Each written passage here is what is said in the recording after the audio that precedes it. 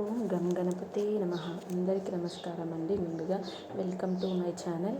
ఈరోజు వీడియో మనకి సంకటహార చతుర్థి గురించి 2025లో వైశాఖ మాసంలో అనగా మే నెలలో 16వ తేదీ అనగా శుక్రవారం రోజున సంకటహార వ్రతం అయితే జరుపుకుంటామండి.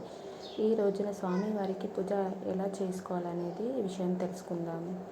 మీరు ఎవరైనా తీవ్రమైన కష్టాల్లో ఉన్నప్పుడు, అంటే డబ్బు సమస్యలు కానివ్వండి, ఆరోగ్య సమస్యలు కానివ్వండి, ఇంకేమైనా తీవ్రమైన కష్టాల్లో ఉన్నప్పుడు, ఇంకా ఆ సమస్య తీరదు అనిపించినప్పుడు ప్రతి నెల కూడా పౌర్ణమి తేదీ తర్వాత వచ్చేటటువంటి చవితి రోజున సంకటహార చతుర్థి వ్రతాన్ని కనుక ఆచరిస్తే మీరు 3 నెలలు కానీ 5 నెలలు కానీ లేదా 9 నెలలు కానీ ఒక సంకల్పాన్ని తీసుకొని ఆ వ్రతాన్ని కనుక ఆచరిస్తే మీరు అతి శీఘ్రంగా మీకు ఫలితం అనేది ఉంటుందండి.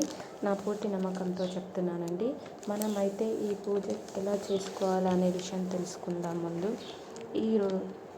ఈరోజు ఉదయం తలస్నానం చేసుకొని ఇంటిని పూజా మందిరాన్ని శుభ్రం చేసుకోవాలి. ఈ సంకటహార చతుర్థి రోజున ముఖ్యంగా పాటించాల్సిన నియమాలు: ముందుగా ఈ వ్రతాన్ని ఆచరించుకోవాలి అంటే ఆ రోజు ఇంట్లో నాన్ వెజ్ తినకూడదు అండి. తలకి నూనె పెట్టకూడదు. బ్రహ్మచర్యం అనేది తప్పకుండా పాటించాలి అండి. తప్పకుండా ఈరోజు పూజ చేసే ముడుపు కట్టుకోవాలి అండి. ముందుగా మనం గణపతికి ఉదయం వేళలో పూజ చేసుకోవాలి. ముడుపు అనేది కట్టుకోవాలి. ఉదయం సింపుల్గా పూజ అనేది చేసేసుకొని ఉదయం నుండి రాత్రి వరకు చంద్రోదయం వరకు ఉపవాసం ఉండాలి.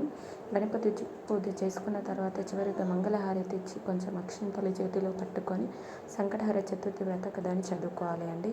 వ్రత కథ చదవడం రాలేని వారు ఓం గంగణపతి నమః అని నమస్కారం చేసుకోవాలి. ఆ స్వామి వారిని పూజ అయితే చేసుకోవాలండి. థ్యాంక్స్ అండి. Subscribe to my channel.